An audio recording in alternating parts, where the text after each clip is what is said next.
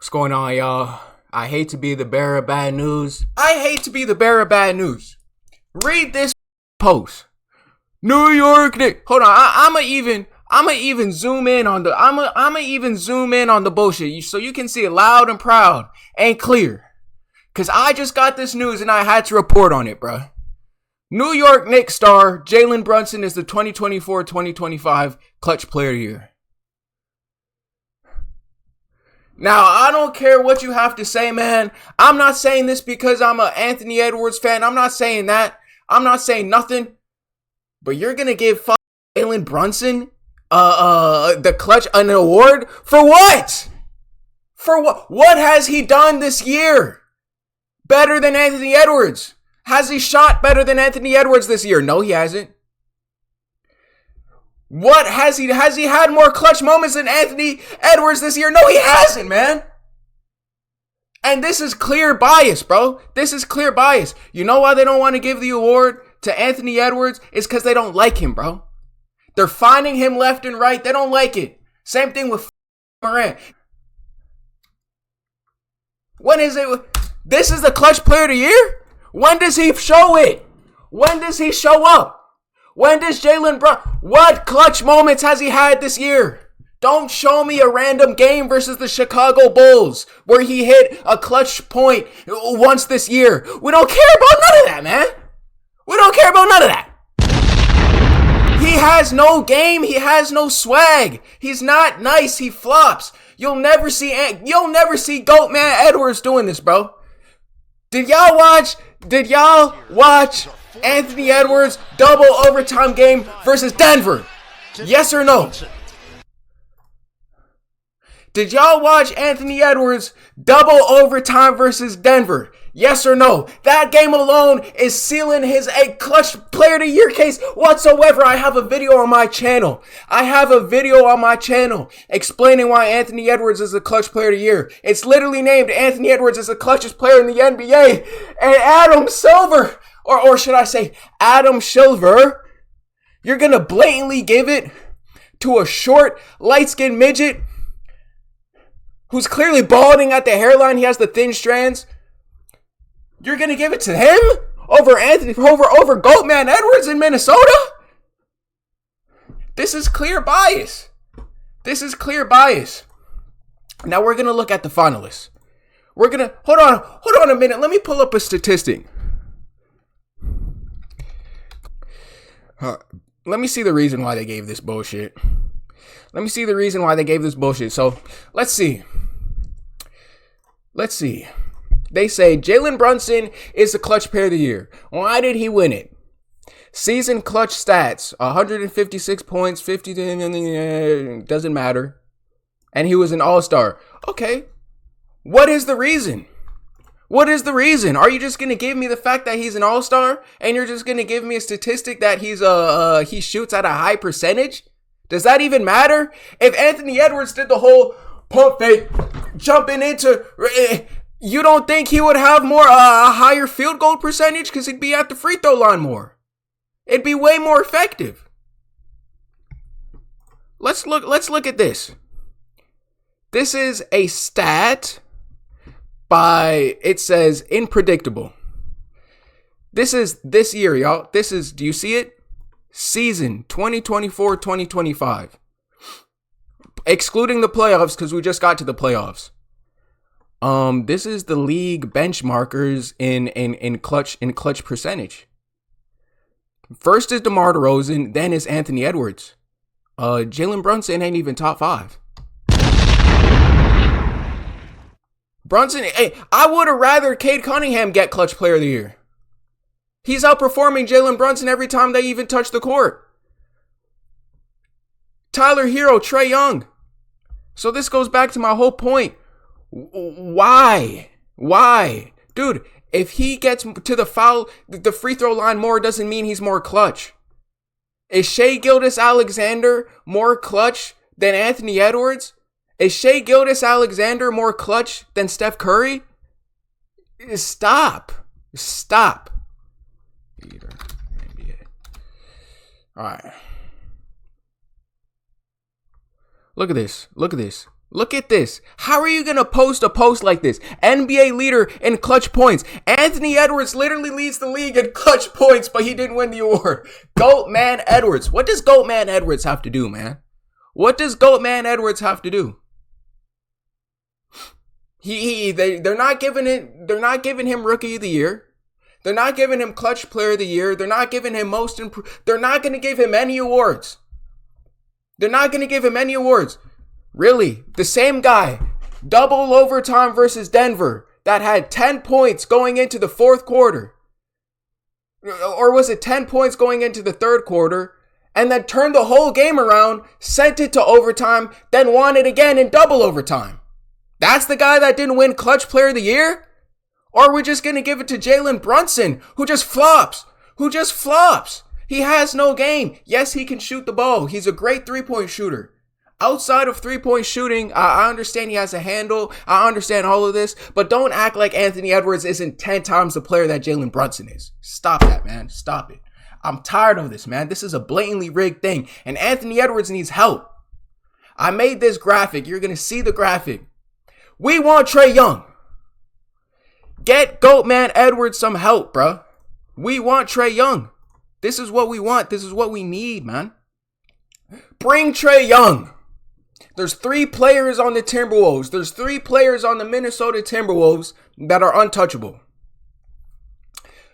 There's 3 players on the Timberwolves that are untouchable. Anthony Edwards, Goatman Edwards, Jaden McDaniels, and Naz Reid. If I didn't call your name, you can get the on. Goatman Edwards, he needs all the help he needs. I love Mike Conley. Mike Conley, you gotta go. Right? Trae Young will replace Mike Conley's starting position as a point guard on the team. Think about how good this would be. Not only will he replace Mike Conley's spot, but DiVincenzo, he can go. I like DiVincenzo, but he can go. Who's going to replace DiVincenzo? You can get Rob Dillingham. We drafted him for a reason, didn't we? He's going to develop. That'll be his second year. He can come off the bench and be a backup point guard and take DiVincenzo's minutes. And if not, then we also have Bones Highland, Busy Bones Highland on the... Woo!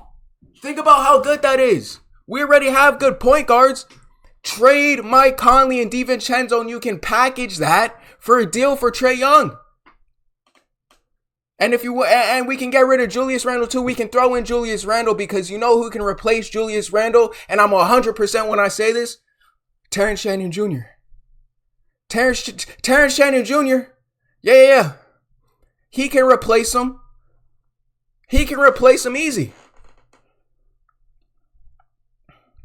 And if not, we can just sign somebody. Whoever we can sign a random forward in the league that would want to come play with the Timberwolves. I understand Julius Randle. Julius Randle was probably one of the most consistent players against the Lakers last game. But we need another star next to... Don't bring me Kevin Durant. Nope, I'm turning my cheek when I see Kevin Durant. Kevin Durant has a track record it would be too buddy. You know what happened when Kevin Durant went to the Suns because he was buddy with Devin Booker, and Devin Booker loves Kevin Durant.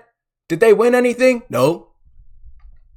They didn't win anything. They were just buddies. They were smoking, 36 unbothered. They didn't care. They didn't have a care in the world, but they were friends. Hey, they got a friendship out of it. The friends got to play with each other. We don't give a fuck about friends with Goatman Edwards, man. We want championships over here. Is Julius Randle going to win? Think to yourself, is Julius Randle going to win? Is Julius Randle going to win Goatman Edwards a ring? Ponder for a second. You can ponder it for a second. I know Goatman Edwards with Naz Reid and Jaden McDaniels as a supporting cast. They can help win him a ring. With him leading the way. You know who else can win it? Goatman Edwards a ring and help him? Trae Young.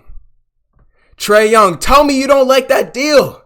Trae Young is the best passer in the NBA. Trae Young will dish it. Trae Young can score. I know the defense wouldn't be great. But let's not act like Trae Young, like Mike Conley, is a way better defender than Trae Young. Bring me Trae Young, man. Bring me Trae Young. And JJ Redick is such an overrated bum-ass rookie coach. I can't explain the detest I have for JJ Redick, bro. He is sorry. Why does he put on this act? He only gets when he was on First Take, he only got his takes from NBA Twitter. Do you remember him putting on the cape for Ja Morant? Who remembers this? He put on the cape for Ja Morant. He didn't do anything illegal. I don't like the undertones. Just ignore that Ja Morant got in a fight with a kid, had to go to court for it. We gotta ignore Ja Morant pointing lasers at the Pacers staff. We gotta ignore Ja Morant doing all of this. And nobody has a problem with Ja. We have a problem with Ja Morant's behavior. Right? I call the NBA players how it is whatsoever. Off the court, on the court. Do I like what Anthony Edwards' drama is with his family and everything? No, I don't think he made the best decisions, but that's not me to speak on. He's a grown-ass man. That's his life. That's his family business. I'm not going to say that. I don't attack LeBron James for his son and putting his son in the position. That's his family. That's his business. Do I have to agree with it? No. Do I think morally wise that what he did was wrong? Yeah. But he's still the GOAT. He's still the greatest. And he needs our support. Now, what I'm going to do is criticize Ja Morant for his off-the-court issues. Because Ja Morant, off-the-court issues, has nothing to do with his family. Ja Morant, off-the-court issues, has to do everything with him being ignorant and him not caring. And do you remember JJ Redick? He just gets his takes from NBA Twitter. And they act like JJ Redick is this godsend as a coach. All he does is run double plays at a star player on the team. Stop acting like JJ Redick is a good coach. Any coach could be doing what any man can be doing. Dude, if you got your random coach that coaches your local high school in your local city to be on the Lakers, they would still be the 3rd seed. JJ Redick is not good. He's overrated. And they act like he's the greatest thing ever. He does the same thing every time. Run double at Anthony Edwards. Run double at Anthony Davis. They're just going to run double at the best player on the team. And then the announcers somehow act like he's the greatest. They'll throw on fancy terms like he's trapping them. He's trapping them into like a hook post shot. And they have to run around the... He's not, stop acting like JJ Redick is good. He's not good. All he does is run double. He only knows how to double team a player. He doesn't know how to get them off the ball, on the ball. He doesn't know. Stop acting like he's good. He's not good. He's an overrated bum.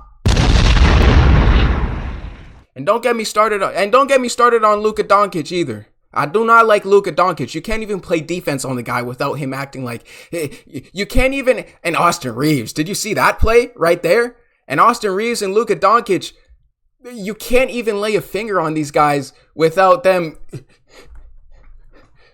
I hate this. Dude, I hate when NBA players do this. What? They literally do this. What? What did I do? I hate that. Knowing that their team fouled, knowing everything, and flopping. This is the result of LeBron James, Luka Doncic, and Austin Reeves on a team. Their big three are all floppers. They all flop. What do you think the culture of that team is going to look like? You think they're tough?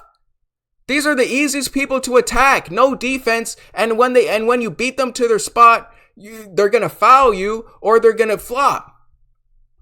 These guys are bums, man. Bums. But like I said, let's get Trae Young to the Timberwolves. Let's get Trae Young to the Timberwolves and let's eat. Woo, woo, woo, woo, woo. Let's go.